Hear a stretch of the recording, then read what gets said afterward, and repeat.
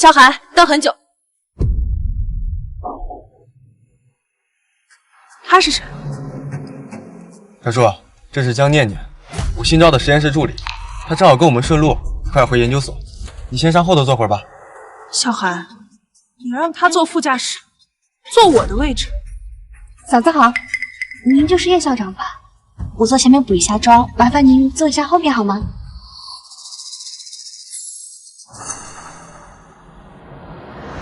补妆？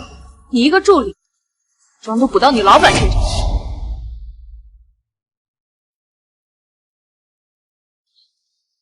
也就是一个口红印而已，干什么阴阳怪气的？叶校长，您别误会，这个口红印子是刚刚萧教授帮我系安全带时不小心蹭到的。啊，你听到了？念念都已经解释清楚了，有什么事情咱们回去再说。先让后头坐着。凭什么？谁告诉你这个位置能让别人坐的？现在立刻给我下车！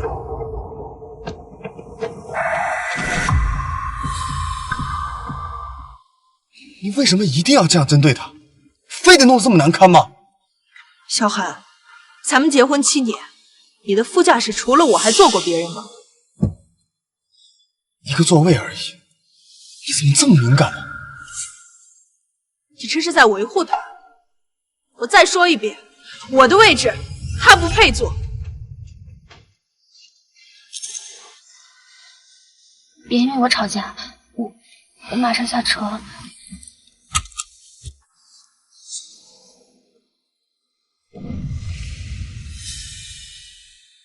这是我的衣服，萧寒，你拿我的衣服去给他垫座位。刚才念念把咖啡扫到座位上，车里又找不到别的，正好后备箱有一件衣服，就先用着应急了。对不起啊，叶校长，这衣服一看就价格不菲，我不会私拿的。等我洗干净就还给您，您还可以接着穿。你想的可真周到，我是不是还要感谢你的善解人意啊？行了，难道让念念直接坐在尸座位上吗？不是说了只是应急一下？小寒，这件衣服是我们结婚周年的定制款，你说过全世界只此一件，连我都舍不得穿，你竟然拿去给一个助理垫座位。对不起啊，叶校长，都怪我笨手笨脚洒了咖啡，我这就还给你。不用了，别人碰我的东西，我觉得恶心。叶叔，你够了啊！跟你说了，只是一件衣服，而且也是我的主意，要怪你就怪我，实在不行我替他给你道歉，行了吧？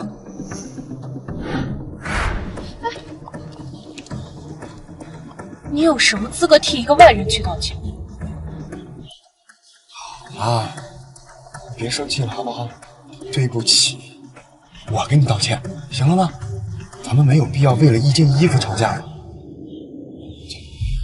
你不在的这段时间里，念念她给了我很多的帮助，研究能有这么大的进展，都是她的功劳。念念，这件衣服不用你还了，就当是我给你的补偿啊。谢谢萧教授。别生气了，老婆。回头我给你订一件比这件衣服更贵的。这是小寒，我们第一次约会抓的娃娃呢？去哪儿了？你先别激动，听我跟你说。叶校，那个娃娃的款式都过时好多年了，我感觉跟萧教授的气质不太搭，所以就帮他换了一个。换了？谁允许你动我车上东西的？是萧教授说我可以随意布置车内的东西的，所以才帮他换了一个全新的。那是我的东西，给我找回来！不是你至于吗？一个旧娃娃放了那么久，换了就换了呗。是啊，叶校长，您不知道吧？现在流行的都是这种可爱的款式，可能我们年轻人的圈子，您这个年纪不太懂。小寒，这个娃娃是我们第一次约会，你抓了1个晚上才抓到的。你说过它会见证我们所有的好运气，现在你嫌它旧了，碍你眼了。不是这个意思，不是，你非要这么无理取闹吗？把它还给我。找不回来了。我看它旧旧的，以为是没用的东西，就给扔了。扔了？好，那你现在就去给我找，去垃圾站给我找回来。你没完了是吧？垃圾站里那么多垃圾，怎么可能找得回来？不就是一个破娃娃吗？你非得这样难为一个女孩吗？破娃娃，小寒，我这么对她，你心疼是吧？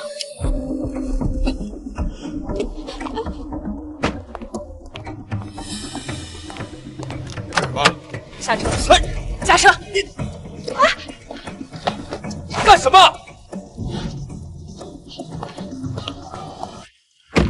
你也滚下去，跟他一起去找。我的车不再在我东西。别说，你冷静点。你要干什么？你说，你说，你疯了！肖教授，对不起，我不是故意的。我不知道那个娃娃对他来说这么重要，我马上去找。不用了，江念念，忘了告诉你，你已经被从研究项目中除名，不用再回研究所了。别说，别说，别说，哎，别说！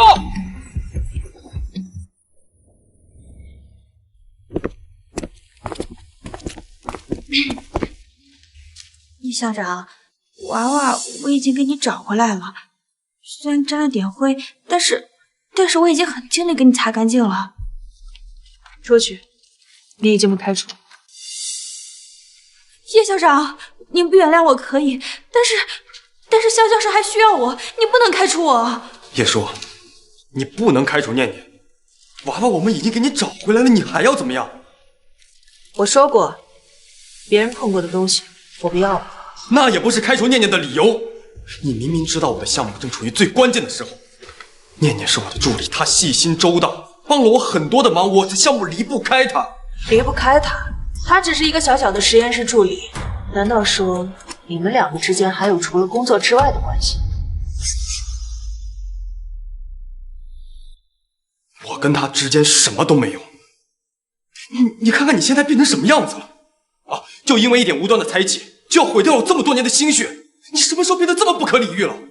这件事情没得商量。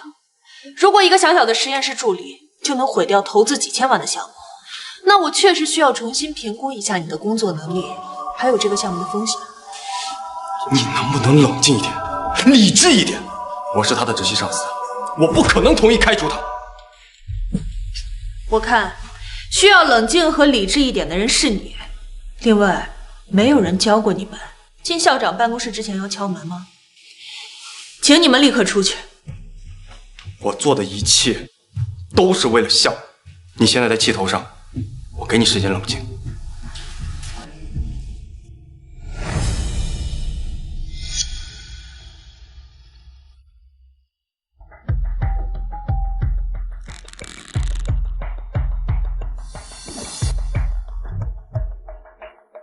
萧寒，你最好别让我失望。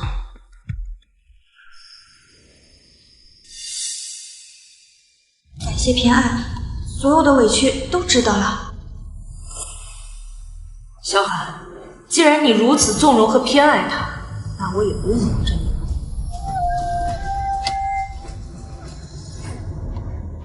通知财务部和项目组，即刻起无限期冻结萧寒教授名下所有的科研经费以及项目权限。明天开始，项目由我亲手接管。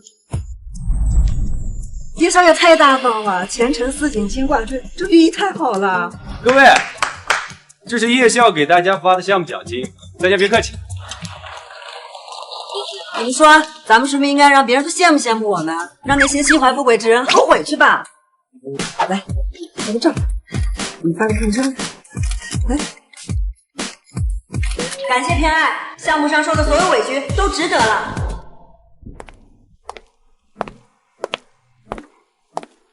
哟，这不是想勾引焦教授上位的江助理吗？这么快就说要铺盖走人啦？想走捷径，也不看看自己配不配。感谢偏爱，所有的委屈都值得了。现在总炫耀了。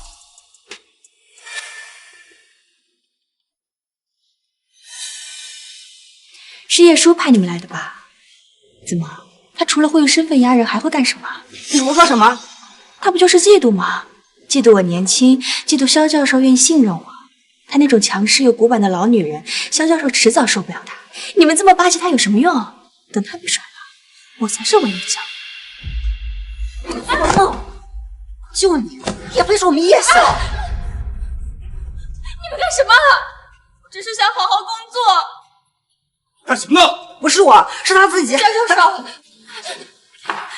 萧教授，你别怪他们，可能是我哪里做的不够好，所以叶校长才让他的下属来针对我吧。这不怪你。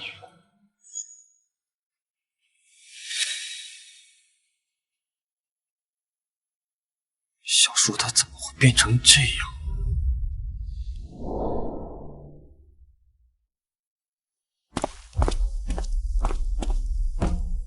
叶叔，你什么意思啊？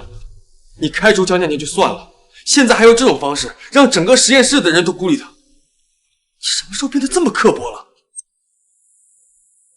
我的实验室奖励恪尽职守的员工，有什么问题吗？你没有资格开除他，更没有资格教唆别人欺负他。我没有教唆他们，我也没觉得有什么问题。他们说的挺对的。叶叔，我警告你，你要是再敢欺负念念，我就跟你离婚。好，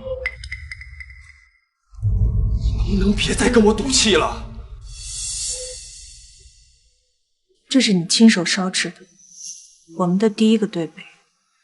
你说过要陪我喝一辈子早茶。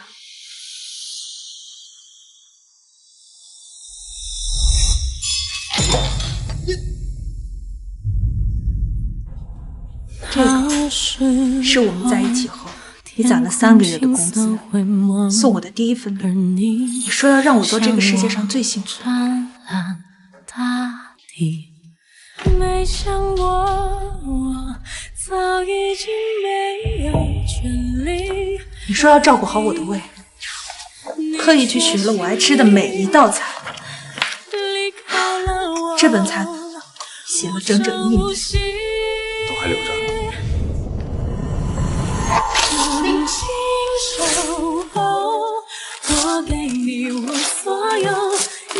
现在都不需要。叶叔，我们就非得闹到这一步吗？啊！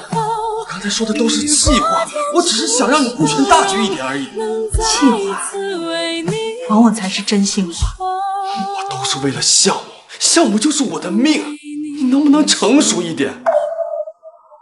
你只要不拿走我的权限，不开除江念念，我们还可以像从前一样。跟以前一样？你凭什么觉得在你一次次用我的感情做筹码，甚至用离婚威胁我之后，还能像以前一样？不会再让我对你的爱变成你用来攻击我的武器。或许就是因为我太纵容你，才让你觉得无论你做什么，我都会站在原地等你。我做这些都是为了谁啊？项目成功之后，最终的受益人是谁？我一直都是爱你。爱我，小韩，你的爱太廉价了。你说，小韩，从今以后，我会把我对你的爱全体一点都不剩的收获，包括我给你的权限，一起作废。不是这个意思，我只是看不惯你这么独断专行，你不由分说的就冻结了我的权限，就接管了我的项目。我日日夜夜泡在实验室里面，可你呢？你不就是签字、拨款，你还有什么实质性的贡献吗？我就是不服气，你直接就把这些东西说拿走就拿走了。没有我的资金，我的资源，你的项目至今还是一纸空文。现在我要收回属于我的东西，需要向你解释吗？好了，我们别吵了，行不行？你看，这是我特地给你买的项链，喜欢吗？我们和好，别再闹了，行不行？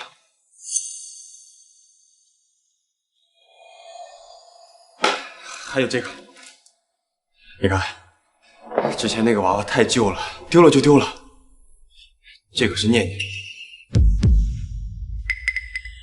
这个是小年前特地帮我挑的，几万块钱一个呢。你看，是不是比之前那个娃娃更可爱？东西我也给你买了，欠我也给你道了，就别再跟我怄气了，行不行啊？小寒，你还真是无药可救。我在乎的从来不是它是不是更贵，是不是更好看，我在乎的是那个见证我们幸福回忆的时光。至于这条项链，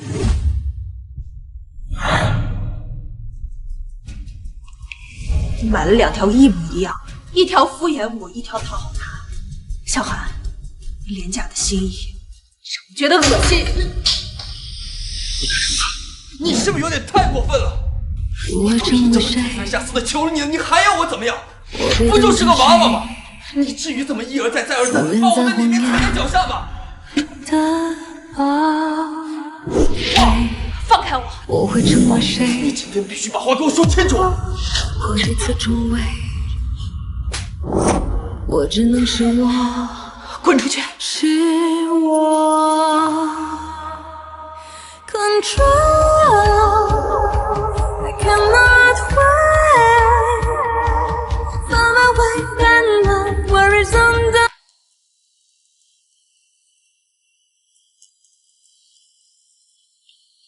叶晓，这个模型从一开始就是错的，怪不得无法分析。叶笑，您脸色太差了，要不我送您去医院检查一下？没事，老毛病了，先把数据修复再说。项目也不急于这一时，我先送您回家。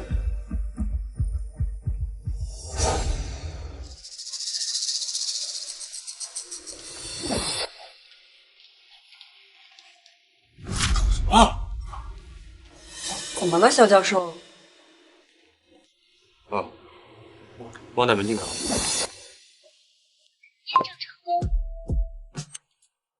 好，我也说，你走得可真绝。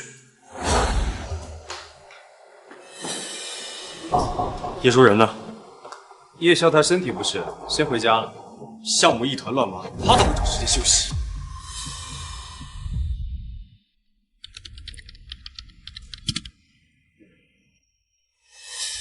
核心数据出了这么大的错误，小寒居然一直都没有发现。叶舒，你到底要干什么？项目现在正处于最关键的时候，实验室你说接管就接管，现在又躲在家里休息，你怎么一点责任心都没有？我把拼来的资源和平台都给了你，你却把项目搞成这样，现在居然还敢来指责我！你在胡说些什么？我只知道你现在根本就无心工作，是不是只要一点不顺你的意，你就可以放下一切都不管？难道非要项目黄了你才开心吗？你自己看看，基于这套错误数据，你之后所有的推导都是空中楼阁。你说，你怎么了？你怎么变成这样？为什么不告诉我？项目有我，用不着你操心。你能不能别再任性了？我是不是早告诉我，不要开除江念念？现在好了，你用这种方式把他赶走，项目一团乱麻，你也变成这个样子，这个结果你满意了？你知不知道，你细心周到的江念念，连一个基础的数据纰漏都没有检查出来。他只是一个新人，你能不能不要再针对他了？我这也是为了你的身体呀。为了我，小寒，我今天才发现，居然这么虚伪，你就死了这条心吧。我是不会把项目交给你。不可理喻，那就在这好好养病。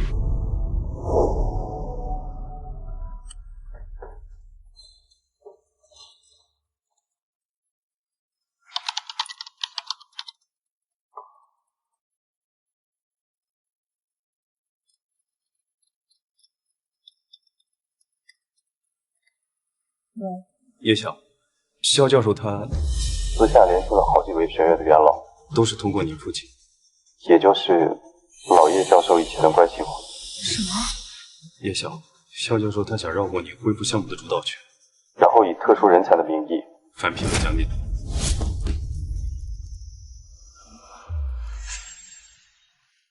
怎么敢？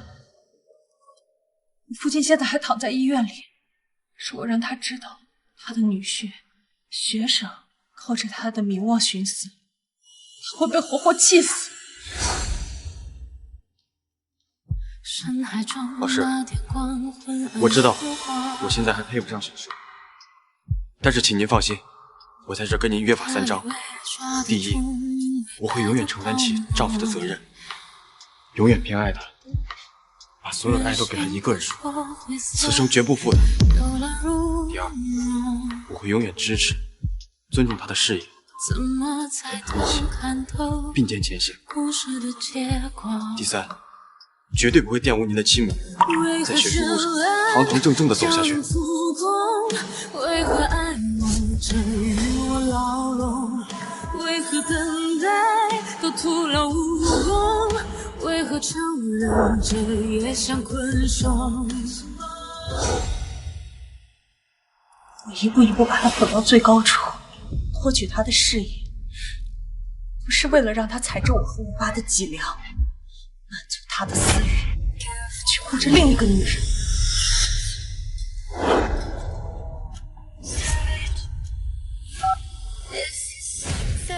通知所有董事开会，我要让小海身败名裂，让他在学术界永远出名。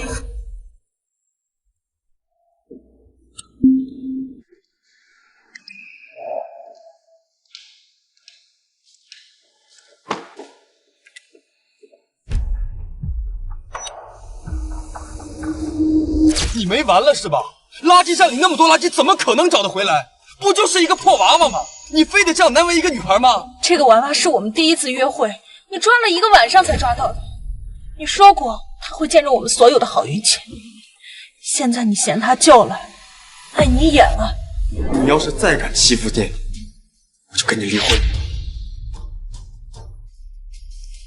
好，小海，从今以后，我会把我对你的爱全部一点都不剩的收，包括我给你的权限，一起作废。垃圾就该待在垃圾堆里。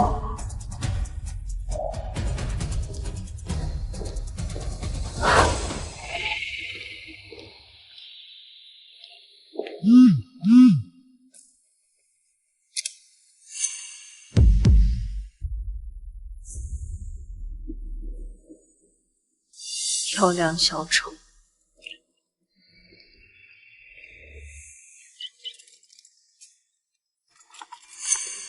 喂，张律师。叶小姐，按照你的最终指示，离婚前的财产分割方案已执行完毕，江海名下所有由你及叶家资源转化的资产已完成剥离冻结，相关法定文件准备就绪。很好，把协议准备好，随时让他签字离婚。新闻发布会之后，我不仅要让他净身出户，我还要让他被学术界彻底除名。你刚才说什么？什么离婚，什么除名？你把话说清楚。字面意思，你难道听不懂吗？你能不能不要再赌气了？能不能理智一点？我承认我的做法是有一些欠考虑，但是我这么做都是为了实验室，为了我们共同的未来嘛。我和你已经没有未来了。你别说这些气话了，行不行？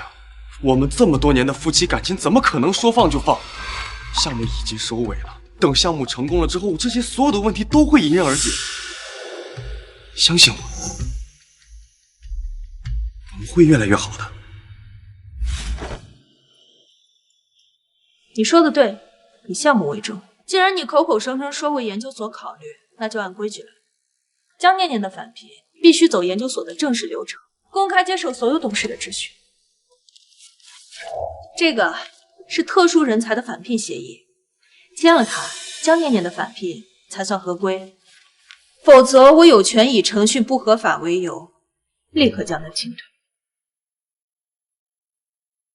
你什么时候想通啊？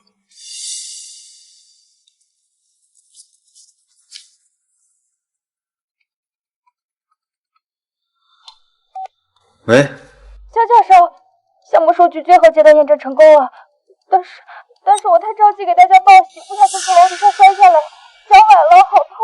什么？你在原地待着，我马上就过去。念念那边出了点事情，我必须马上赶过去。哎，对了，项目已经成功了，你等我回来，我们之前的事情慢慢再说。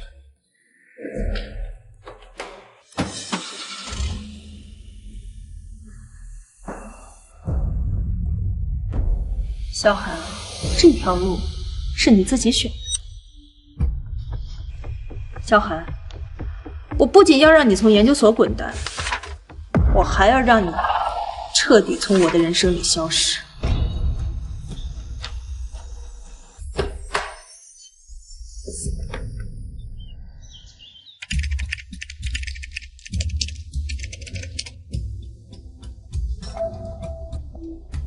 成功了！这种验算完全正确，念念，你可真是我的福星啊！太好了，肖教授，恭喜你，这都是你的功劳。有了这些成果，以前那些看不起你的人，终于可以闭嘴了。没错，尤其是叶帅，这些年他一直质疑我、打压我，不知道他看到这个表情会有多精彩！哈哈。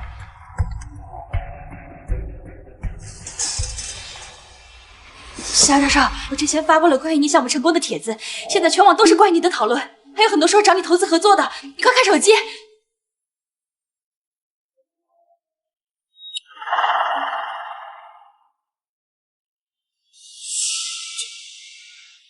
这些都是找我的。喂，是肖教授吗？您的研究成果我看到了，我方对此非常感兴趣。您看，您的研究所还需要投资吗？我们华宇集团出资3000万。3000万？可以。我们稍后详谈细节。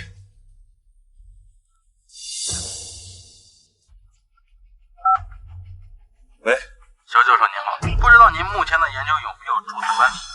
我这边愿意出资1个亿，买断专利使用权，不知道您觉得这个价位如何啊？1个亿，整整1个亿啊！肖教授，快回复！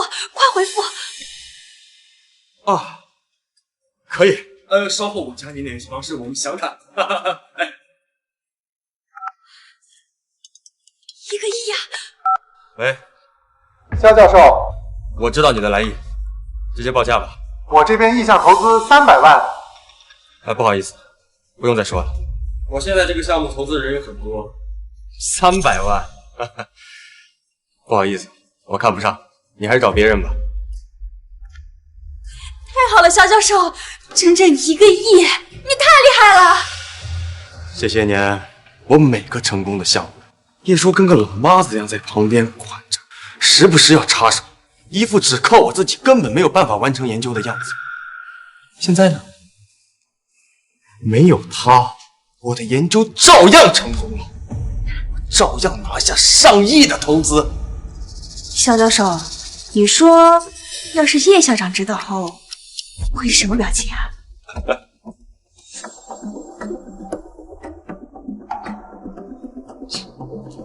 肖教授，这叶校长动作还挺快啊，这么着急就要开成果发布会了，真会抢风头。还算是小叔识时务，知道我这个研究的含金量，总算想起来该讨好谁了。肖教授，那你说这个发布会咱们是去还是不去？去啊，当然得去，还得把刚才这些投资合同全部打出来带上，让他亲眼看看，没有他，我的研究有多成功。叶校，刚得到的消息，肖教授那边的项目已经验算成功。成功？啊，是的，肖教授的助理江念念昨天就在宣传这件事了。今天肖教授出面确认了这件事情后，许多家企业都打来电话开始谈投资了。目前总投资额已经轻松过亿了。叶晓，那开除肖教授的发布会，我们暂缓还是另做打算？不需要，按原计划进行。可是，谁告诉你，一个建立在错误数据上的项目真的会成功？把你之前封存的那份原始数据披露报告，连同萧寒最终验算的数据，一起发送给研究所的顶尖专家，叫他们紧急复核。你是说，我不仅要让他身败名裂，我还要让他在最得意的时候摔得粉身碎骨。发布会照常进行。是。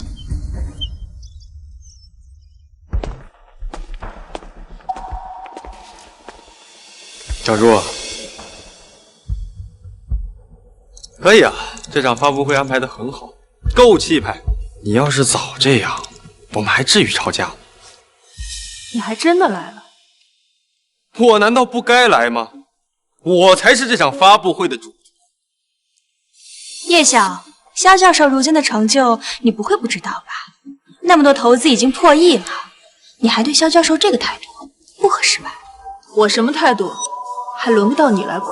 行了，小叔，你就别端着了。我知道，你觉得我为了念念一个实习生把你冷落了，你生气是应该的。但是你看啊，你办这场发布会，我为了不让你丢人，不还是来了吗？我心里是有你的，你少耍点大小姐脾气，我们也不至于这样。生气？萧寒，你未免也太看得起自己。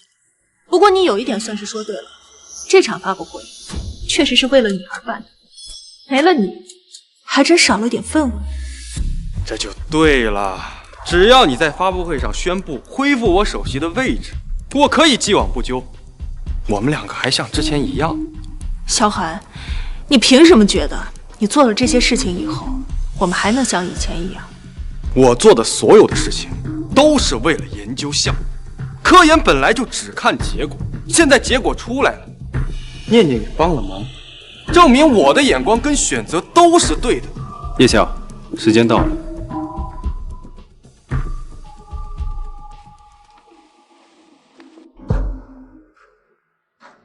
感谢各位董事、各位记者到场。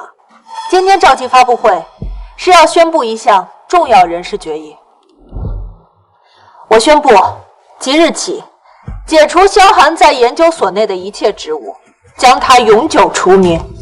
什么？别说你想罢免我，你没这个资格。萧寒，我是项目的投资人，更是这个项目的负责人。我开除你，是通知，不是商量。你没有资格反对。叶晓，能问一下原因吗？这7年，我在萧寒身上投资了上千万，所有的成果都由我来主导项目方向、核算实验结果，才得以成功。而萧寒萧教授学术不端，能力堪忧，我开除他，合情合理。你放屁！看到了吗？这是我个人主导的研究项目。已经有了实验结果，马上就可以申请专利。还有这个，你看看这是什么？这是3000万的合同，这个是1个亿的专利买断合同。在我的项目成功之后，找我投资的合同都得排着队，而且100万以下的项目，我根本看都懒得看，甚至我都不知道该签哪一个。所以呢？所以我比你这个投资人有能力的多。就因为我对我的得力助手好了一点点，你就编出这种理由想要将我开除罢免？我看应该被开除罢免的人是你。叶晓，萧教授的项目刚刚取得重大成功，在这个时间点上开除研究所核心成员，是否会影响研究所学术上的声誉和后续发展？有传言说你想要独占项目的指导权，请问这是事实吗？说话呀！怎么，哑巴了？对于一个不可能成功的项目，我没什么好说。叶树啊，事到如今你还在嘴硬，还口口声声说要开除我。对，我才还是那个将重心放在研究上，对研究所真正有贡献的？而你，不过是因为一点点个人恩怨就滥用职权开除首席研究员，你才是真正的学术不端，品行堪忧。叶晓，您对于肖教授的指控有什么想说的吗？叶晓，请立刻回答问题。叶晓，肖教授确实拿出了实质性的成果，罢免这事儿，应该是一场误会，要不然先缓缓，商讨之后再决定。看来各位董事都是明事理，就不需要我再对你们多费口舌了。叶校长，要不然今天先不必了，我能召开今天的发布会，就说明事情已经没有回旋的余地了。小韩，我再说一遍，你的项目不可能成功，而你也不过是我研究所的一名职员，开除你是通知，不是商议。好啊，叶叔，既然你口口声声提到研究所，那我们就按研究所的章节。重大人事任命需要经过全体董事的集体表决。小韩，你还真是不见黄河不死心啊！行，我成全。我的项目价值，在座所有人都能看得到。你以为各位董事会还会像以前一样支持你？别做梦！我提议罢免萧寒在研究所的一切职务，将他从研究所开除。在座的所有董事同意我的提议的，请举手表决。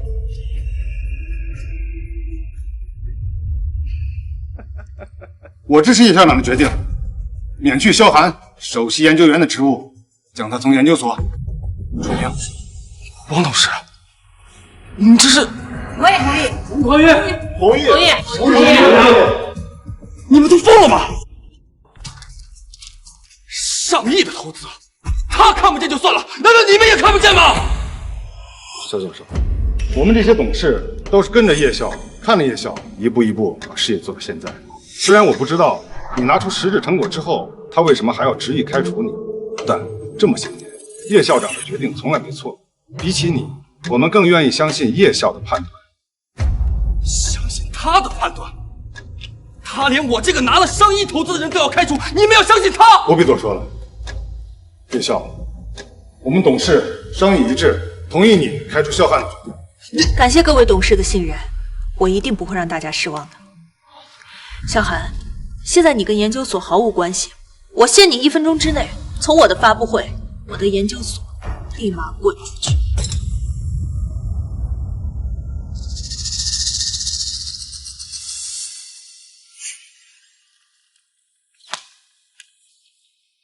说，现在闹成这个样子，你满意了吗？我不就是没有顺着你的心意，没有开除念念，没有让你插手研究所的事务吗？你就滥用你的权势、你的资历，威逼这些董事会来表决我，你不觉得你很可笑？叶校长，您对此如何回应？在这个时间坚持开除萧教授，是否是嫉妒排挤人才？您将个人情绪置于研究所的发展之上，带领团队排挤萧教授和江助理，失去萧教授这样的首席研究员，这个责任您是否承担得起？叶叔，这些问题你敢回答？我才是为了研究所拿下上亿投资的人，你信不信？只要我走出去，分分钟我就能建立起一个新的研究所。等我拿到了投资以后，我可以买下来你这个研究所几百次。你以为开除我就能断送我的职业生涯了吗？我告诉你，做梦！萧教授，他都这么绝情了，跟他还有什么好说的？我们项目这么值钱，到时候有资金下来，整个研究所不都是你说了算？到时候我看他还怎么嚣张下去。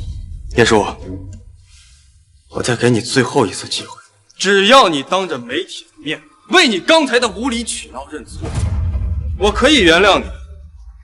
否则，我买下你的研究所，我要做的第一件事情就是把你叶叔彻底除名。萧寒，没有我，你现在也不过是一个籍籍无名的小职员，就凭你还想将我除名，你未免也太看得起自己了。你说，你竟然还以为我是以前那个没有能力的叶家赘婿，一直被你侮辱，被你辱骂。我告诉你，没有你，我一样能成功。你就是不肯承认我比你强，比你更有能力，你根本就不配让我入赘。还有你们叶家，不过就是我来时的垫脚石罢。够了！叶家是我父亲白手起家一手缔造的，这些年他帮了你多少，你心里清楚。你不配，也没有资格说叶家半句坏话。保安，把他给我赶出去，立刻，马上！我看你们谁敢动我！叶晓，你也不用着急赶人走。萧教授如今的成就被你这样侮辱打击，他还愿意来参加你的发布会，已经是仁至义尽了。念念说的对，叶叔，看在你们叶家跟我7年情分的份上，在离开之前，我可以给你最后一次机会。萧教授，念念，你别忘了，他一直以来羞辱的人，除了你还有我。你放心，这个公道我一定替你讨回来。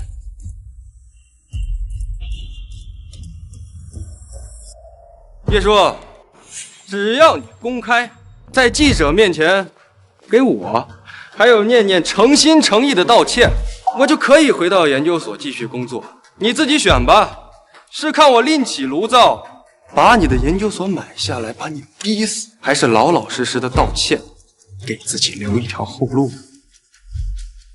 萧寒，我确实该说一声对不起。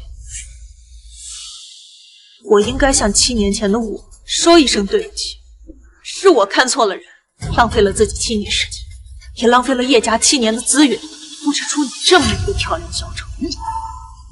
事到如今，你还在冥顽不灵。以前我怎么没发现你这么愚蠢？到账3000万元。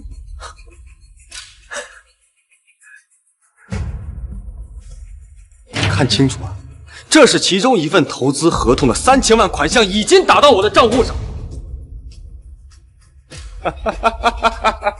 等萧教授的研究成果公布出来，拿到的钱足以买下几10座研究所。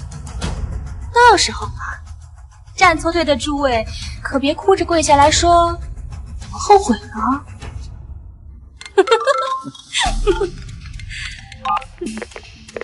喂，数据出来了吗？出来了，实验室已经出具了核酸报告，我已经拿到文件数据，赶到发布会门口了。可算是赶上一出好戏了。保安，去把大门打开。保安，叶叔，我刚刚给过你最后一次机会了，是你自己把握不住，舍不下自己的脸面，还要赶我走。可以，这是你自己选的路，别后悔。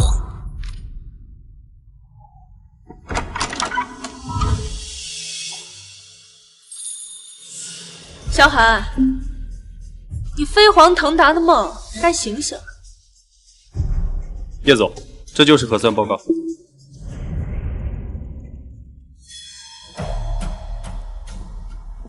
核酸报告？叶叔，你什么意思啊？叶晓，你有什么资格偷拿萧教授的实验数据？事到如今，你该不会说这实验数据是归你们实验室所有，想抢走萧教授的实验成果吧？睁开你们的眼睛，好好看看。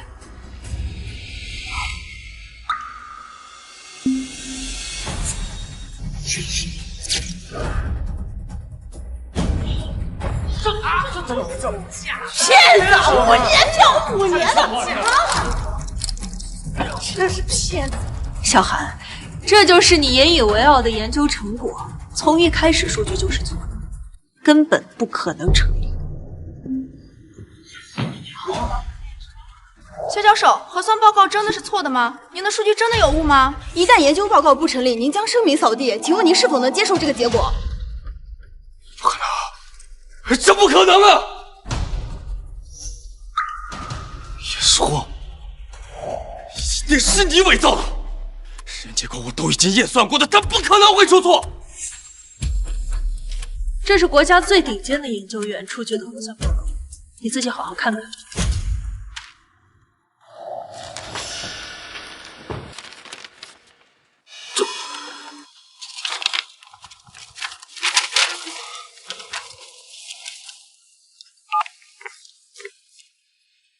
喂，王董，你个骗子，竟然敢学术造假！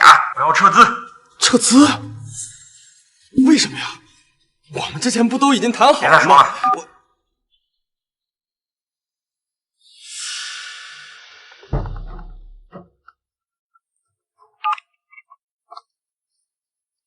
哎，李董，你提交的项目进展数据造假，我们的合作从此取消。取消？李董，咱们合同不都已经签了吗？而且项目款都已经打到我这来了，没什么好说的。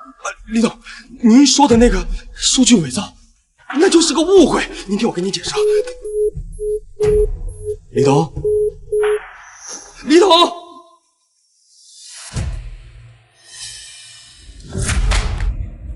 为什么都不听我解释啊？我说了，伪造数据的事情我不知道，我也不知道为什么项目数据会出错。你真的不知道原因吗？小韩，你还记不记得我生病的时候跟你说过什么？你生病的时候，项目有我，用不着你操心。你能不能别再任性了？我是不是早告诉你，不要开除江念念？现在好了，你用这种方式把他赶走，项目一团乱麻，你也病成这个样子，这个结果你满意了？你知不知道，你细心周到的江念念，连一个基础的数据纰漏都没有检查出来。他只是一个新人，你能不能不要再针对他了？我这也是为了你的身体呀。为了我，小韩，我今天才发现，居然这么虚伪。你就死了这条心吧，我是不会把项目交给你的。不可理喻，那就在这好好养病。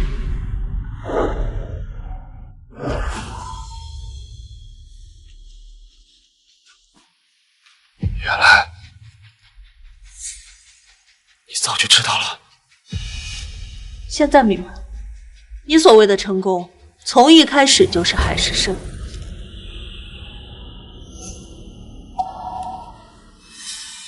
叶叔，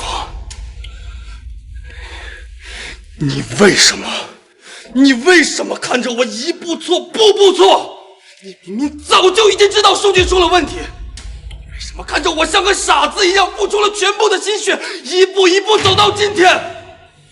难道你就是为了看着我在最风光的时候从背后给我一刀吗？7年的感情啊，你怎么能这么狠心？我早就警告过你，也给了你很多次机会，是你自负又盲目，为了维护江念念，也为了证明自己是对的，亲手签下了那个有问题的报告。是你自己亲手毁掉了自己的心血，你今天的下场都是你活该。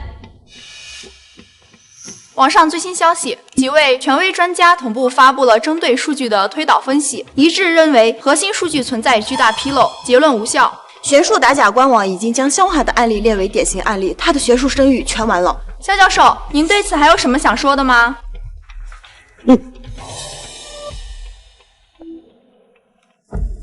我想起来了，念念，这份数据是你亲手核算完交给我的，不是我出错了，是你算错了，你害死我了。不行，我已经得罪了叶叔，不能再让萧寒记恨我了，不然这个圈子我就真的混不下去了。肖教授，我不是故意的，肖教授，我只是个实习生，经验不足，我以为这个数据是对的，我真是太想帮您了。我看你为这个项目每天熬那么多夜，叶校长还一直打压你、质疑你，对不起，肖教授，我不是故意的，是我太笨，是我太心急，对不起，是我害了你。叶校长，一切都是我的错，是我害了肖教授，我求求你别开除肖教授。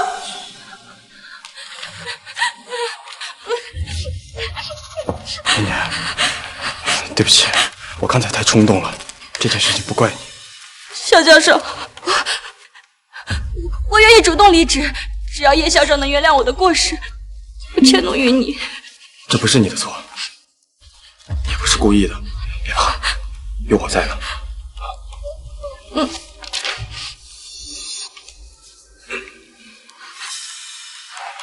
嘘。小叔，刚才这件事儿是我错了，但你也看见了，数据出错不是我的原因，是念念她也不是故意的，她只是个实习生，她太想帮我了，所以才出错。我向你保证，她以后绝对会小心的。你看这件事儿能不能到此为止？到此为止，可以啊，小韩。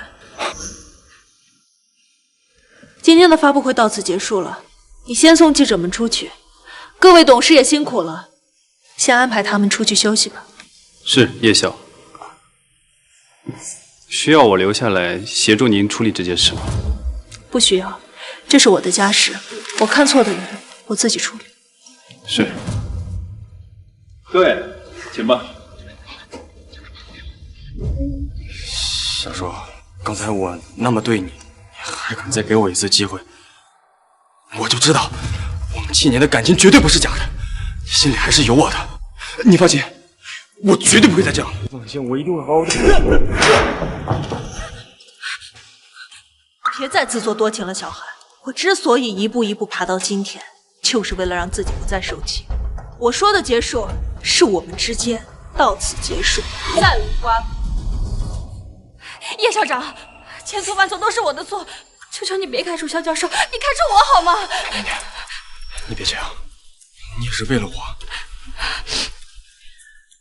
你以为我刚才打了他就没有你的事儿？叶叔，你敢打我？叶叔，你打我就算了，是我对不起你，可是念念根本就没有对不起你，能不能哪怕有一寸理智一点，别乱发脾气啊！我早就该给你们每个人一巴掌了，现在我打就打了，还需要挑时间看地点吗？小韩，我再说一遍，你最好带着江念念滚出我的视野，再有第二次，我打的可就不止你们的脸。够了！叶叔，刚刚哪怕在我自以为最风光的时候，我都愿意给你一次机会，愿意跟你重新开始，怎么到你这就变成这样？我们7年的感情啊，我对你，对这个研究员付出了这么多的心血，你就不能再给我一次机会吗？我已经给过你很多次机会了，你别忘了，是你一步一步纵容江念念走到今天的，是你每一条路都选错，彻底害死了自己。小叔，我知道你心里不舒服，你觉得我有什么不对的地方，我可以改，我都可以改。这样，我把念念送到别的地方去上班，我保证她以后绝对不会出现在你面前，这样总行了吧？你就别赌气了，你就当又帮了我一次，我们再重新开始。滚！萧寒，我再说一遍，你已经被我彻底开除，从我的人生、我的事业、我的未来被彻底开除了。小叔，小叔，保安，小叔，你听我给你解释，你干什么？她是我妻子，7年的糟糠之妻，她只是赌气，不会真的开除我的。走开，立刻离开！哎，你放开我！这住手！肖教授，肖教授，放开我！这样子，有小蹊跷，我绝对不会放过你！我跟你们说话了。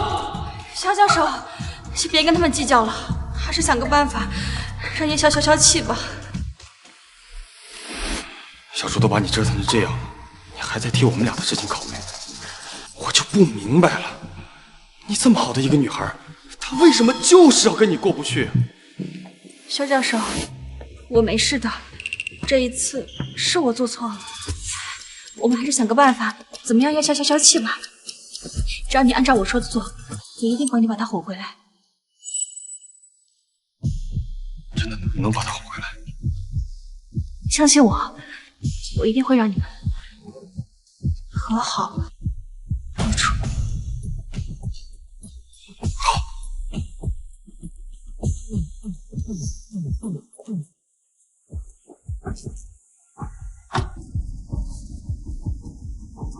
念念，这次还真是多亏了你，要不是你帮我挑选这些礼物，我还真不知道该怎么哄好她。这都是应该的，只要你能和叶校长和好，我什么都愿意做。真是个蠢货！这些礼物拎回去，叶叔只会更加生气。你们这一辈子都不可能和好如初了。不过，也幸好你蠢，等你跟叶叔彻底决裂，你只会更加把我这个对你不离不弃的人放在心上。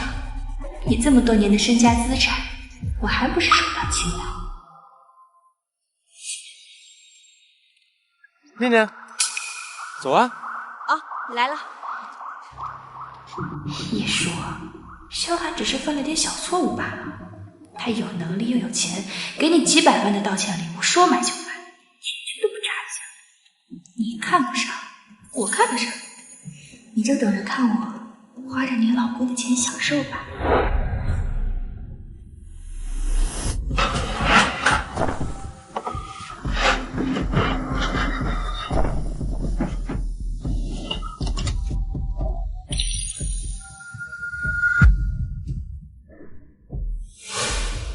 干什么呢？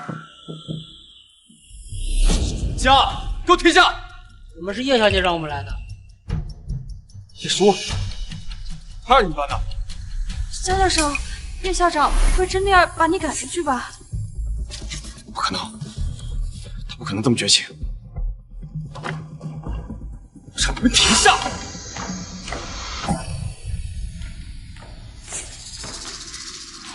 小叔，你为什么让咱们搬空家里？是不是疯了？萧先生，您已经和叶校毫无关系了，请保持距离。你算个什么东西？我在跟叶叔说话，让开！有什么话站在那儿说。这是什么意思？小叔，你难道一点夫妻情分都不讲了吗？萧寒，你别搞笑了，你竟然到现在还觉得我们是夫妻。老婆，对不起，我知道错了。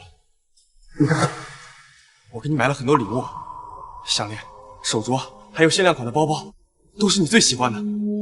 萧寒，你是不是觉得你买了这些东西，之前的事情就可以一笔勾销了？那你还要我怎么样？难道你非得让我跪下来求你，你才甘心吗？不用了，被你这种人跪着恳求，我只觉得恶心。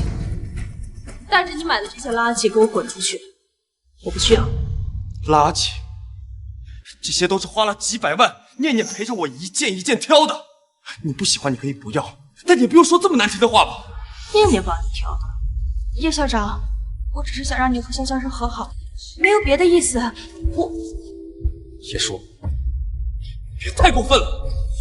念念她就算不懂事，她也已经给你道歉了，你至于这么针对她吗？她只是个实习生，你毕竟也是她的长辈师母，你有必要闹得这么无情吗？我没有针对她。没有？那你……我是在针对你，小寒。他这个绿茶固然可恶，但是你才是罪魁祸首。是你容忍他对我蹬鼻子上脸，不顾事实维护他，现在来求我原谅，竟然还让他陪着你去挑礼物，甚至为了他对我翻脸，满口指责。是你彻底断送了这段感情。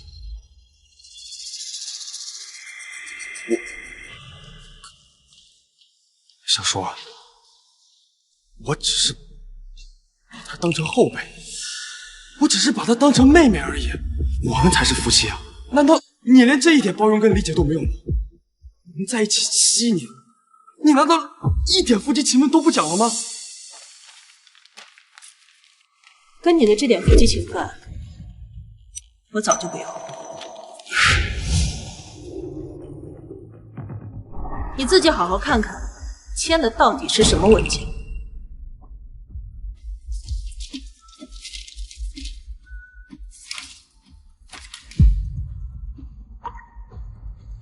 离婚协议？这不可能，这不可能！我当时签的明明就是念念的返聘协议。叶叔，你骗我签字！骗你！2份文件明明放在一起，是你自己看都不看就签了字。小寒，从你签字那刻起，我们就没有任何关系。叶叔，我是你丈夫，你不能这么对我。已经不是我。叶校长，叶校长就和肖教授和好吧，他真的很爱你。你们7年的感情，难道就这么结束了吗？你这点演技不去当演员真可惜了呀！我跟他离婚不是正合你意。叶校长，我真的闭嘴！懒得看你们这对狗男女演戏。保安，把他给我请出去。肖教授，别说，他也是为了我们和好，他也是一片好心，你凭什么这么对他？这是我的房子，谁有资格进，谁没有资格进，都是我说了算。别说江念念了，今天就算是你萧寒，也要给我老老实实滚出去。沈安，把萧寒给我赶出去。是，叶校。别碰我！叶叔，我对你盗窃的态度已经够诚恳，既然你绝情，就别怪我对你无义。女票算了，这幢房子是我婚后买的，算是我们夫妻的共同财产，你没有资格随意处置。我也是这房子的主人。夫妻共同财产，看清楚了，这个房子是由我个人出资全款购买的，这个房产证上从头到尾都没有你的名字。行，就算这房子是你的，那其他的家具、装修这些总该有我的一份吧？算了，今天我就跟你把这账算清楚。当初咱们说好的，你买房子，我买家具，这些啊，沙发、茶几，还有地毯、窗帘，都是我刷的卡。别再废话了，你的那点钱，我一点都看不上。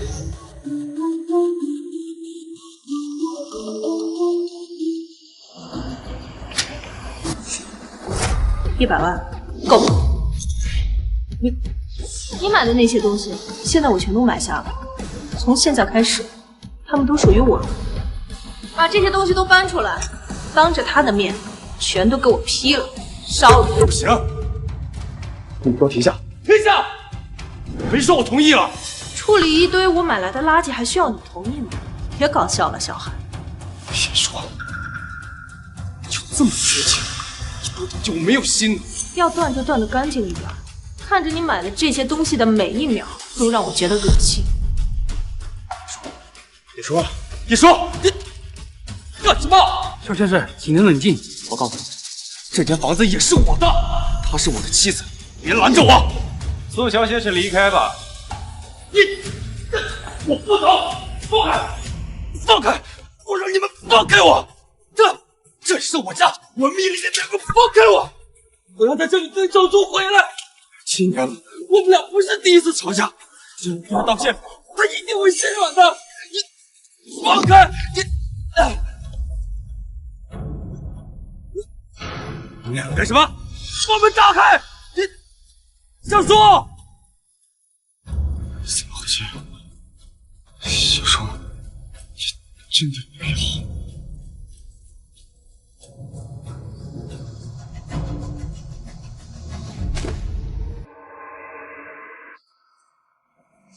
夏教授，夏教授，你终于出来了，我在等你。夏教授，你怎么成这样了？叶校长他没为难你吧？都是我，都是因为我，你才和叶校长闹成现在这个地步的，都是我的错。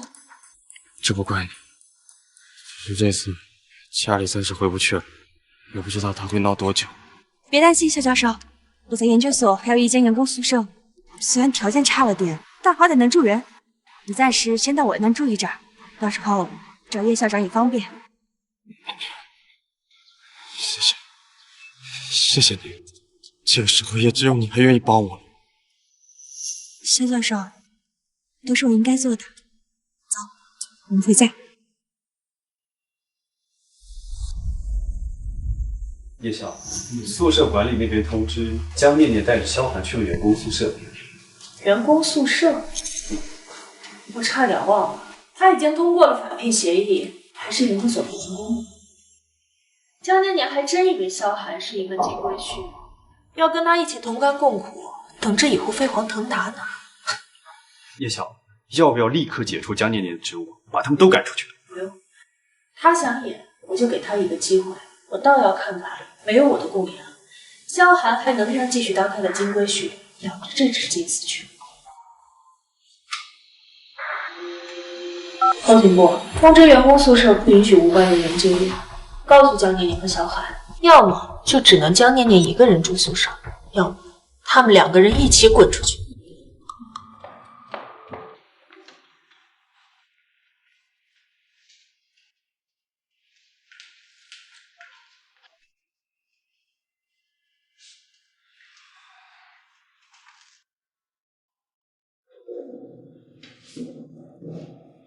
念念，委屈你了，让你一直住在这种地方。只要和您在一起，不管住哪儿都行。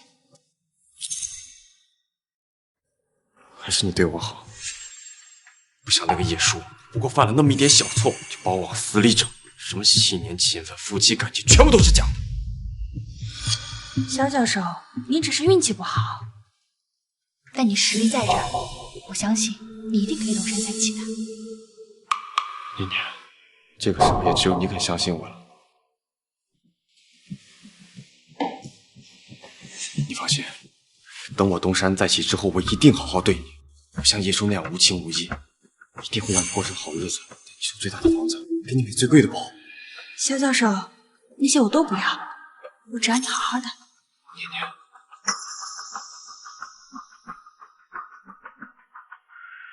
谁呀？萧先生，我们是研究所后勤部的，这间宿舍只允许公司员工入住，您不能住在这，请您立刻出去！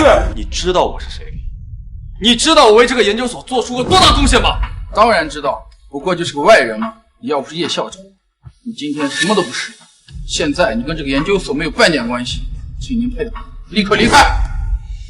叶叔他居然这么狠心，连员工宿舍都别让我多待。不让住算了，萧教授，我们走。萧教授，不管去哪儿，我都跟着你。我一定不会辜负你对我的信任。叶叔是不是以为我离开了这就无处可去了？你们告诉他，不可能。收拾东西，今天我们先住酒店，明天我就带你去买房子。好。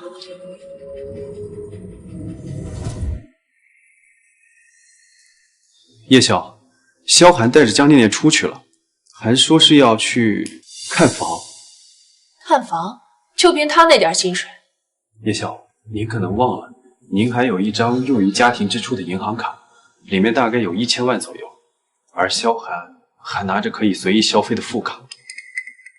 让他花吧，你去找好律师，准备好证据材料。我要看看他能花多少，更要看看等我追缴这些财产的时候，没有我的供养，他能不能还得起？是。你好，先生女士，请问是租房还是买房？先看看。好的，这边请。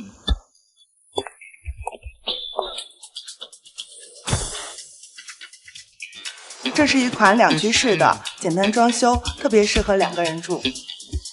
这个不行，客厅太小了，采光也不行。萧教授根本配不上你。啊，这套月租只需要3000，性价比很高。这个不行，我住不惯。那你要不看一下这个？这个是一个3居室的。这个更不行了，家具太旧了，地板都过时了。念念，我们就2个人，有必要这么大的房子吗？跟叶叔道个歉，能花几百万买礼物，对我就这么坑儿，还是得住，不然他是真舍不得花钱。萧教授，对不起，是我先考虑了，我以为你以前住的那些大房子根本看不上这样的。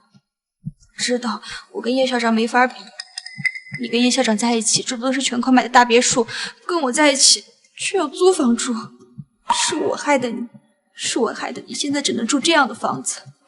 我知道，我跟叶校长没法比。念念，谁说我们要租了？那先生您是要？我要买。给我找套别墅。我答应过你要给你最好的。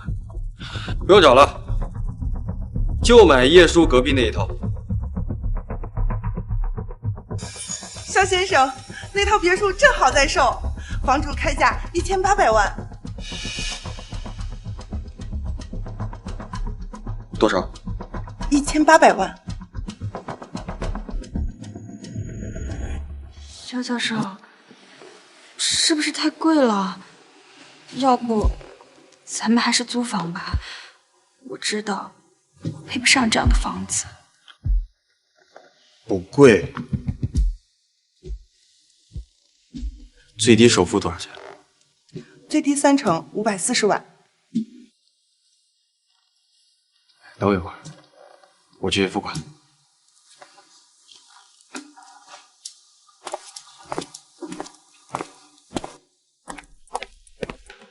先生，您是刷卡还是扫码？刷卡。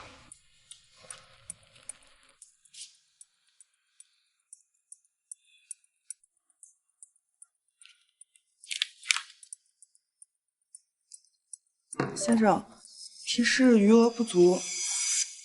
余额不足？不可能！这些年我也有成果跟项目分红，卡里钱应该是够的。等我一下。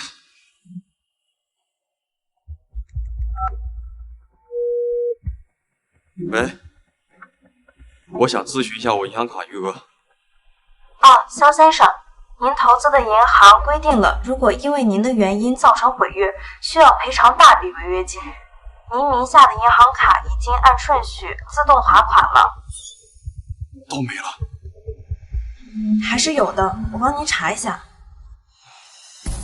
我就说嘛，就算没有叶叔，我也是有些底子的，会一个房子都买不起。肖先生，您的银行卡余额总计3块04毛，请您确认一下。喂，肖先生，还有其他业务要咨询吗？先生，那这个房您还买吗？买。等我一下。叶叔，你别以为雷雷你我就什么都办不到，就算没有钱，我也有的是人脉。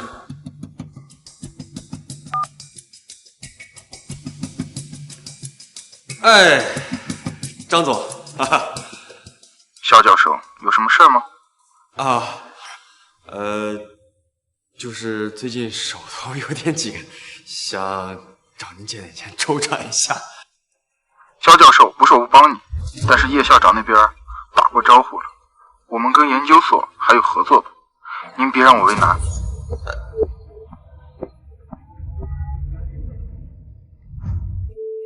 肖教授，听说您跟叶校长离婚了，我这边也不太方便，您找别人吧。哎，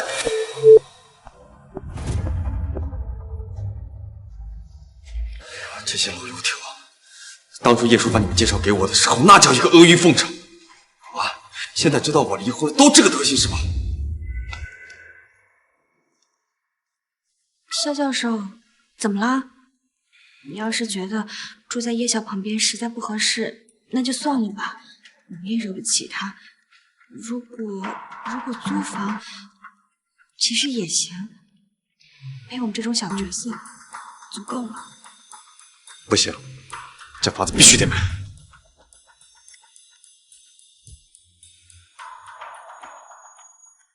这张卡是我跟小叔家庭支出的副卡，这些年我付出的也不少。这张卡里的几千万，怎么说也有我的一半，我花起来天经地义。刷卡。好的。走，签合同。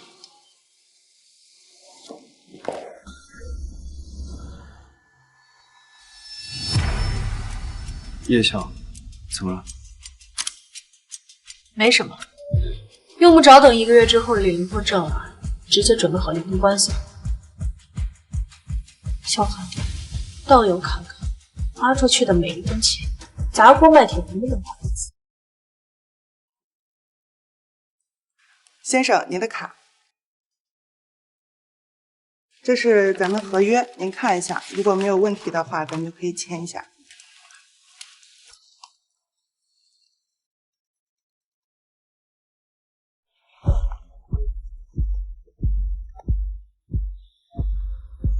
喂，叶叔，你不是说了不顾及夫妻情分吗？现在怎么想起来给我打电话了？怎么看到我跟念念真走，后悔了？自作多情。小韩，我是来通知你，3天之后记得到法院跟我打离婚官司。你连1个月冷静期你都等不了，就这么着急跟我离婚吗？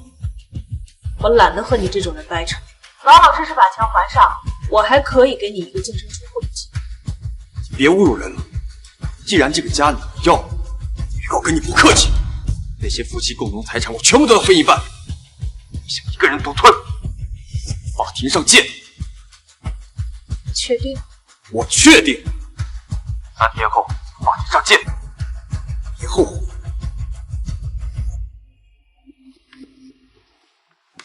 肖教授，你真的跟叶校长打离婚官司啊？他都把我逼到这个份上，我也没必要给他留面子。夫妻财产1人1半，本来就天经地义。打官司分财产，那岂不是能分到更多？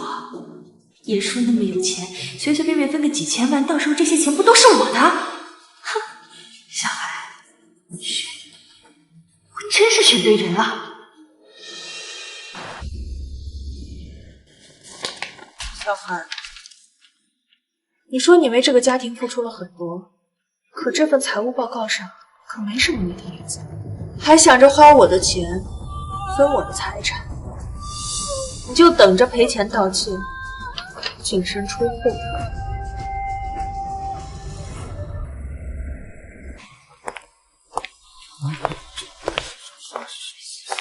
他怎么又来了？居然还敢出现在研究所？就是啊。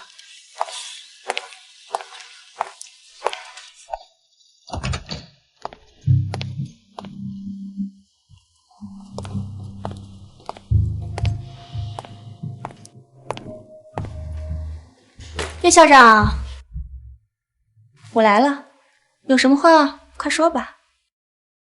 江念念，你负责的实验数据就没几个是对的，每一个都要你的同事重新核验，你根本就配不上这份工作，去人事那儿领辞退通知吧。叶校长，你就别操心那些小事儿了，我来公司就是想看看你。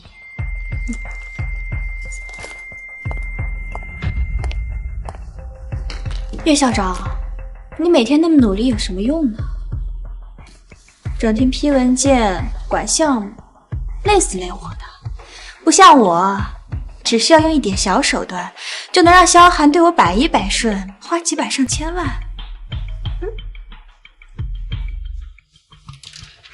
看到了吗？这条项链20万，这个手镯35万，这个戒指50万。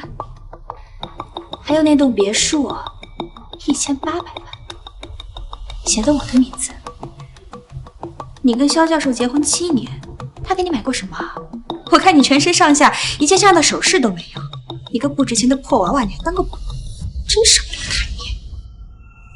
萧寒对你还挺舍得，不过我很好奇，江念念，如果有人要对你的这些花销重新追缴回去，你还得起吗？还？萧寒现在对我百依百顺，怎么可能让我还回去？倒是你，等萧教授给你打赢了官司，分走你一半财产，我看你还怎么得意。好啊，我等着，我等着看法院上你被追缴回哪一笔消费时的样子。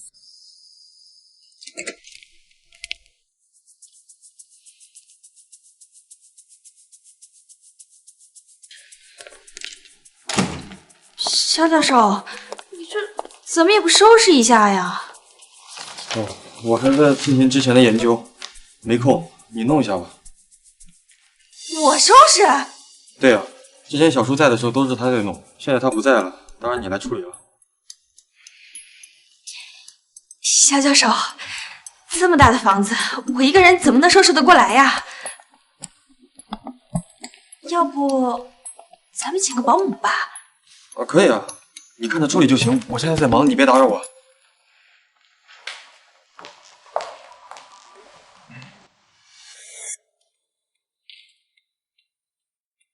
想不到有一天我也是享受上了，家里都能够有个保姆伺候我了。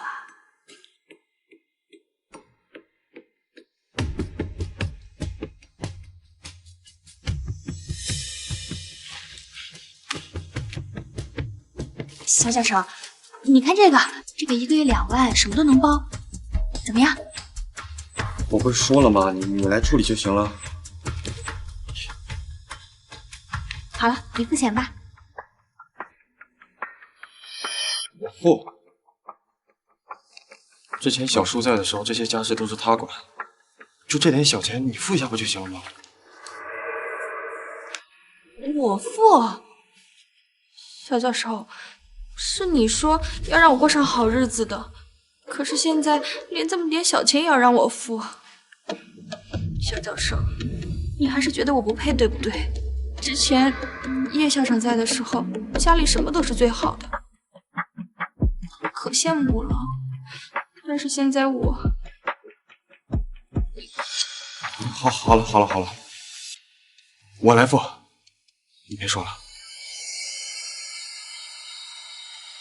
肖教授，我就知道你最好了。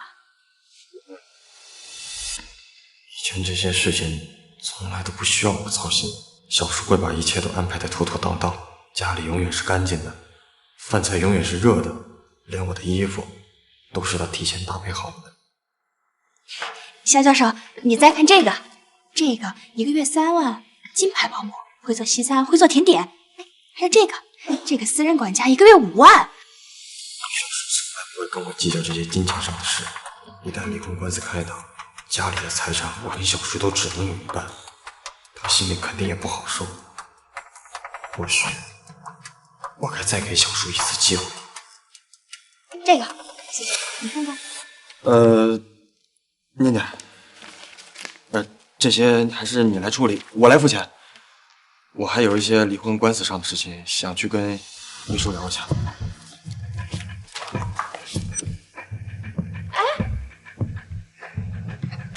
肖教授，肖教授，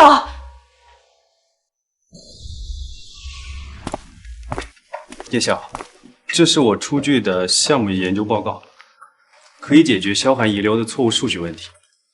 您核对一下，应该可以让项目继续推进。你这些天加班就是为了这个？叶晓，您已经够忙了，这些烂摊子还不需要您费心处理，交给我来就行。做得不错。多谢叶晓夸奖。许南，你跟了我7年，所有我经手的项目研究背后都有你在把关。现在萧寒走了，我看你挺适合他的位置的。叶晓，我资历还不够。别说那些废话了，我能捧得起萧寒，就能捧起你。把这个签了吧。从今天开始，萧寒的职位和待遇就都是你的了。好好干。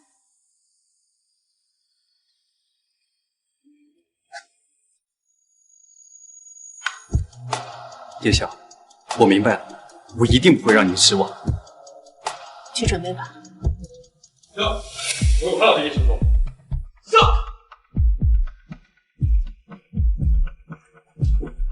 叶校长，对不起，我们没拦住。你先下去。萧寒，闯入我的办公室，到底想干什么？小叔，我有话要跟你说，我们2个说点话，你先出去。不好意思，我只听叶晓的。许南是我的人，而你不是。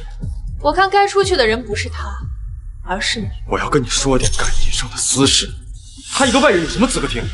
外人？萧寒，我们已经在筹备离婚官司，我跟你之间只有公事公办，没什么感情可言，更没有私事可言。而许南是我新任命的所长，是我最信任的下属，我让他留下，他就有留下的资格。你把我的位置给他了？没错，从今天开始，从现在开始，他有什么资格坐我的位置？你的位置，你的位置是我给你的，我能给你就能收回来，给更有资格的人。叶叔，你凭什么把我的东西给一个外人？亏我还心疼你，要拨出1半的身家财产给我。那些东西本来就是我的，跟你毫无关系可言。保安，把肖先生给我请出去。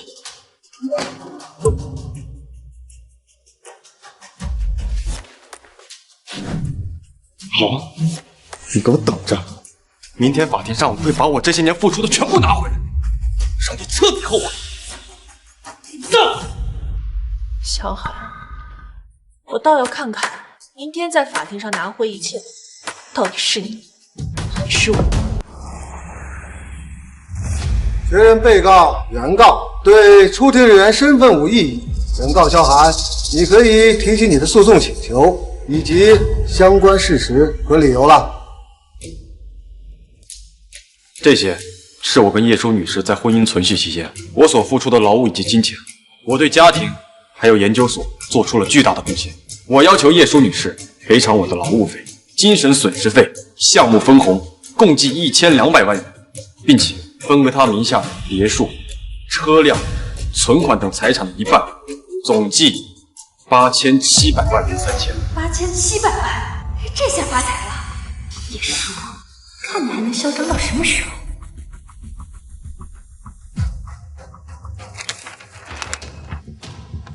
被告有什么要陈述的吗？法官先生，萧寒有证据要提交，我也有。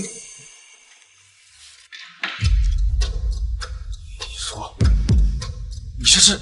这7年间，我的收入是萧寒收入的20倍，但是我的消费却连他消费的零头都不到。他给自己买的这些奢侈品、高档西装、名表、名酒等等，比我和整个家庭的开销还要多。在离婚之前，萧寒因为学术造假，导致研究所项目失败，直接经济损失2000万，而这笔钱由我个人出资贴。萧寒这7年期间所有的吃喝玩乐是花我的，项目研究也是花我的，对我们整个家庭和工作的贡献不足1/10。法官先生，我所说的都在我提交的证据里了，还请您过目。你别开玩笑了，什么不足1/10？是你根本就没有看到我的付出。你错了，萧寒，你所做的一切我可都记得。你还记得这个吗？4年前的2月14号情人节，你说要给我一个惊喜，带我去商场，结果你给自己买了一块100万的表，给我买了一束100块钱的花。就他了，包起来。100多万，萧教授对自己可真舍得。老婆，这表就是男人的第2张脸面，当然挑好的。对自己这么舍得，那给你老婆我的礼物呢？不是给你买花了吗？这个你竟然还留着？不止，还有这个，3年前的8月份，你说要跟我去参加学术会议，需要一套全新的西装，我答应了，结果你出手就是一套10几万的高档西装。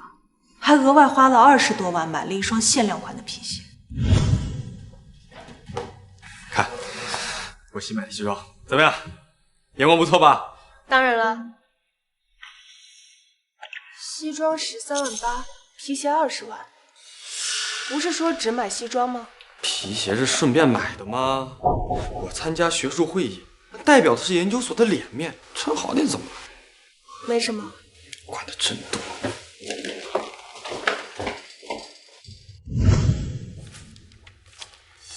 还有这些是你拿家庭资金买的各种高档奢侈品和消费品，包括你前段时间刚买的房子，给江念念买的各种首饰，还有保姆。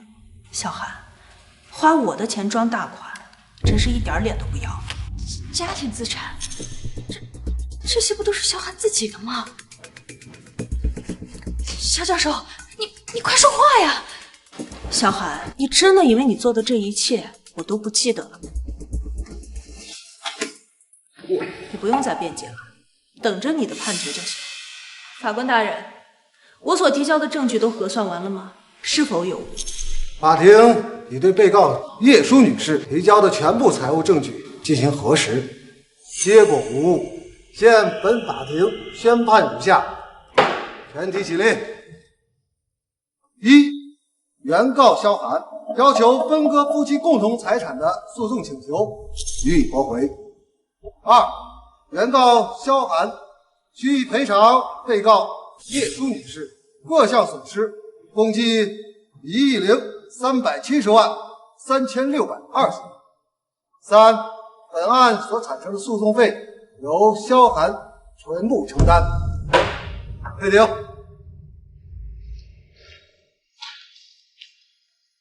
江念念，你以为解决了萧寒就没你什么事儿了吗？你拿走的一切，我都要重新追缴，一分不留。追缴？叶舒，你什么意思？我跟你没什么好说的，你也等着法院的传单吧。叶舒，对不起，我知道你对我做了这么多，我一直以为你看不起我，我以为你是故意打压我。小寒，你不是不知道，你拿着我的钱养着别的女人，拿着我的信任去欺骗、去造假，拿着我的宽容去挥霍，你拿着我给你的一切反咬我一口。你以为你今天的地位是哪来的？你所拥有的一切都是我给你的。既然你不珍惜，那我就全部收获。曾经守候，我给你我所有，你给的承诺全都消失无踪。1个亿，小寒，你能欠他整整1个亿？我也不知道为什么会这样。你不是说可以分走他1半财产，拿到几千万吗？现在呢，倒欠他1个亿。不对，这些钱怎么可能都是他的？你跟他结婚整整7年，没有1分钱存款吗？还不都是怨你？是你的实验数据出错了，所有的投资合同全部都取消了，我还要为此付天价的违约金。事情会发展成今天这个样子，都是你的责任。我的责任。萧寒，明明是因为你自己废物没出息。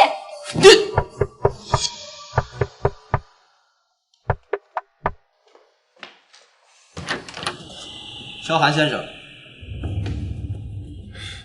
是我。这是法院执行通知书。根据离婚判决，您需要向叶舒女士支付1亿370万3620元赔偿。此外，据调查，您近期购入的一套别墅和家具等资产，全部来源于叶舒女士的个人账户，我们会依法追缴，用于补充赔偿。什么？追缴？这房子写的我的名字，你凭什么追缴？江念念小姐，这套别墅根据调查的银行流水，全部来源于萧寒先生和叶舒女士的家庭联名账户。萧寒先生擅自挪用家庭支出，赠与第三者，依法全部都要退回。萧先生，注意强制执行的最后日期。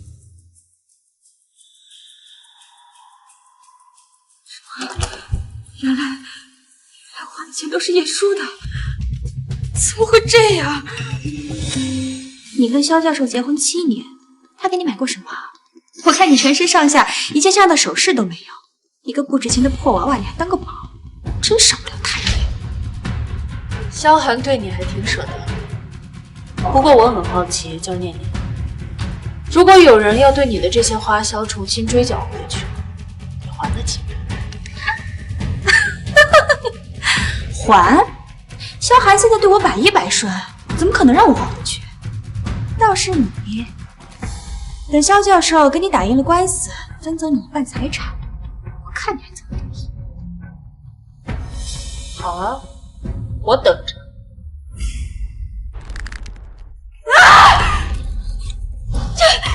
萧寒，你就是个废物！亏我还跑去跟叶舒炫耀，我说我选对人了。原来从头到尾，我就是一个彻头彻尾的傻子。怪我，还不都是为了你啊！先不说这个了，你赶紧把这个房子卖了，还有我给你买的那些东西都卖了，先还一部分再说。凭什么？这些都是你买给我的，凭什么要我替你还给叶舒啊？凭什么？若凭这一切都是因为你，不是你怂恿我能落到今天这样的地步吗？我因为你离了婚，丢了工作，背了债，你看身上穿的，手上戴的，哪一样不是我花的钱？我可警告你，你别想丢下我，不然就等着我跟你打官司，就像叶舒跟我那样，把一样一样全部都拿回来。肖教授，这样不行的，整整1个亿啊，我们砸锅卖铁都还不起的。肖教授，我求你了，你去求求叶校长，让他延缓一下日期行吗？我把这些东西都卖了，做一笔启动资金。启动资金？对啊，只要有了启动资金，就可以重新开个研究所，你就可以重新研究了。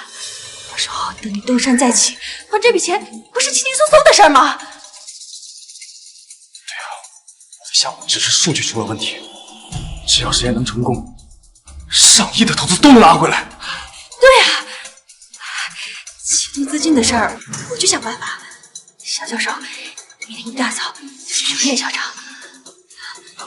无论他说什么，你都别生气，他心软了，我们就有时间了。你真的愿意背东西？都买了，现在是一根绳上的蚂蚱。行，你去求小说。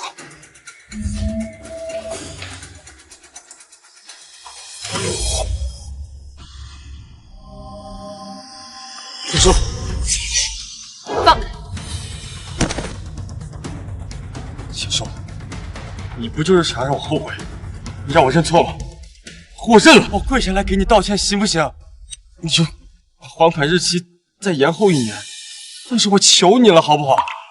你再给我一个东山再起的机会，我也是为了还你的钱，我才这样求你的呀。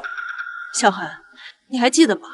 当初你想和我打官司的时候是怎么说的？好，给我等着，明天法庭上我会把我这些年付出的全部拿回来，让你彻底后悔。想让我给你一个机会，你也配？小说，小说，小说，小说！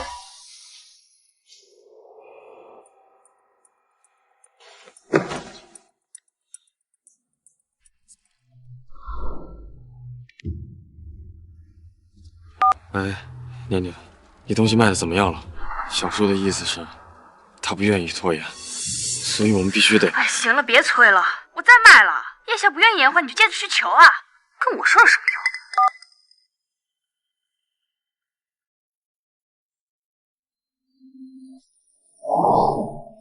我就知道，你还是放不下我。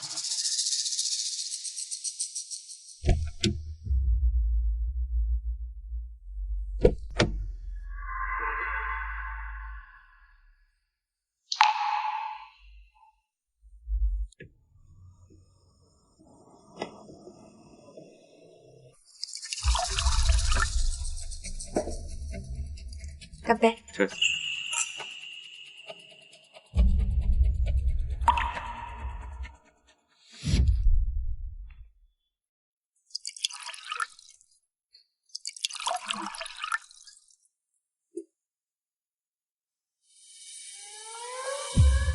小韩，这家牛排的味道很不错，你尝尝。自己吃吧，我没胃口。你最近总是在看手机，是因为项目很忙吗？很忙。你自己先吃，研所还有事，我先走了。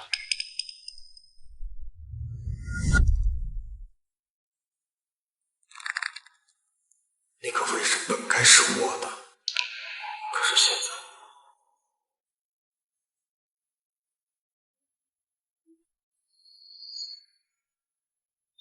小说，我到底该怎么做，你才可以原谅我？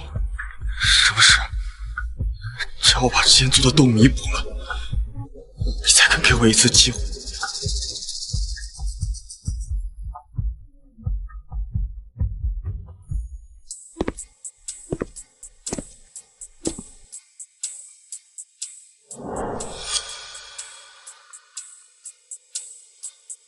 这么多年了，你的备用钥匙果然还是放在这里。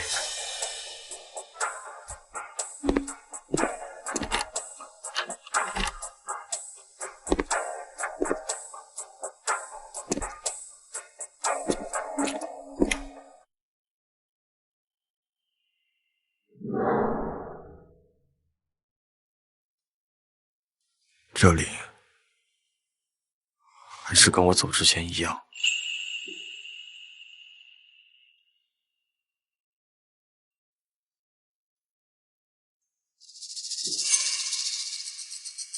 你的爱太廉价了。你说，萧寒，从今以后，我会把我对你的爱全部一点都不剩的收回，包括我给你的权限，一起作废。这些东西他还没有丢，他嘴上说的很，果然心里还是有一点点我的位置。小叔，这一次我一定会让你回头。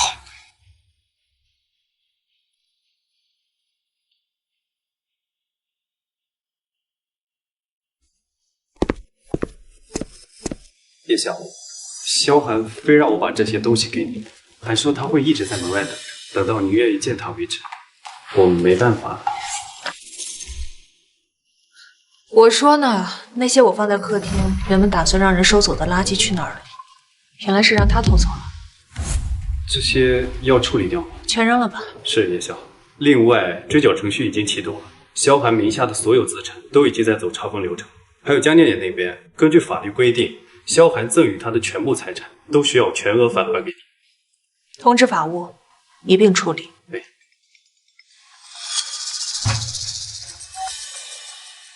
江念念，有什么事？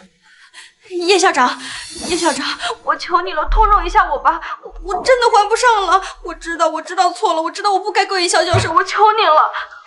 之前那些钱我都花光了，这几天我四处借钱，怎么凑都凑不够，我求你了。叶校长，只要你愿意不追缴，我什么都愿意做。行啊，那我就再给你一次机会，你来我办公室吧。好，谢谢你，叶校长，我马上过来。把萧寒也叫进来。他不是一直觉得江念念是一个温柔善良、不谙世事的小姑娘？今天我要再打一次他。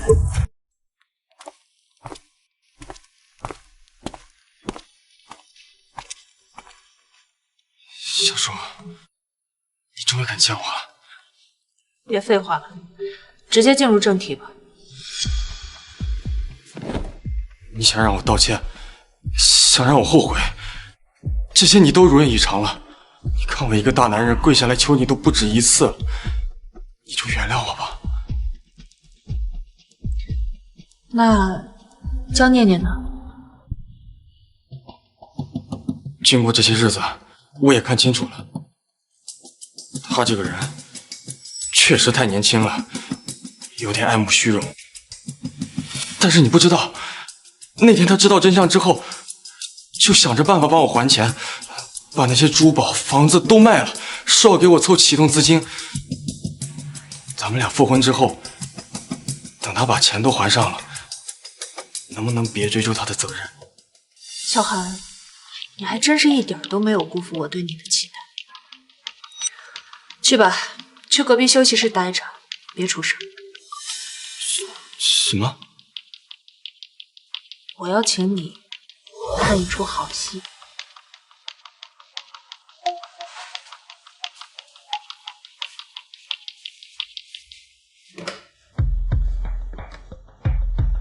叫江念念进来。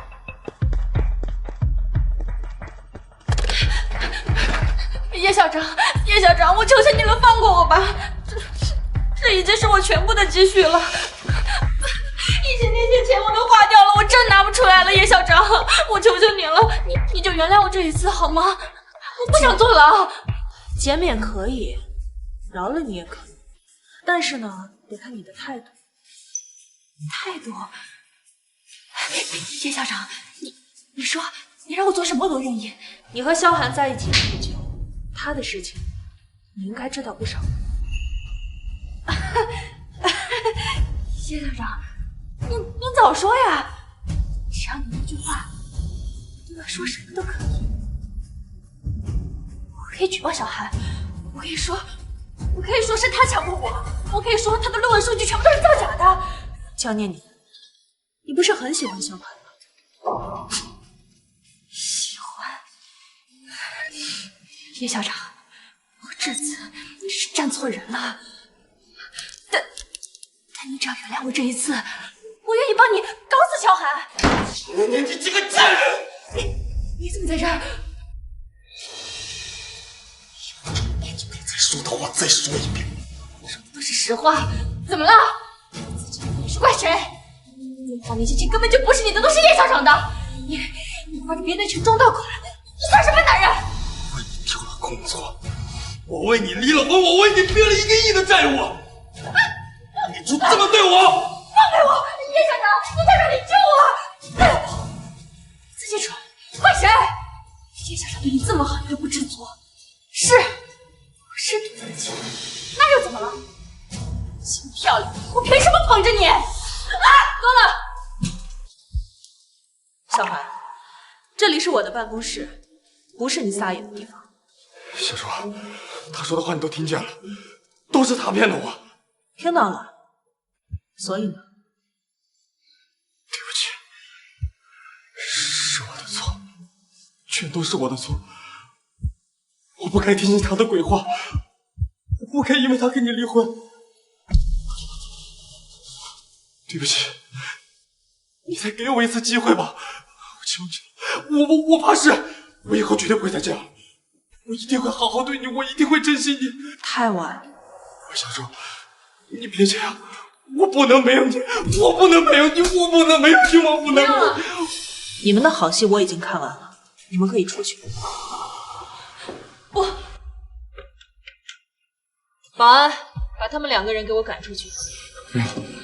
小周，对不起，你别赶我走，我真的知道错。滚吧，从我的视野里消失，再让我看见你们的话，你付出的可就不止今天的代价了。你放开我，我会等你的，我一辈子都会等你的。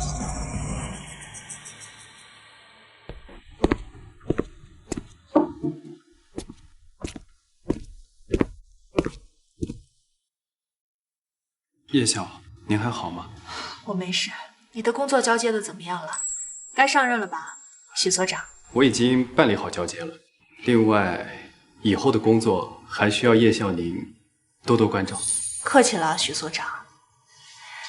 既然你已经接手了研究所，萧寒也已经成为过去式了，接下来我该专注自己的工作了。叶晓，我一定不会辜负您的重任，好好协助您，也祝您在人生的新篇章里光明璀璨。多谢。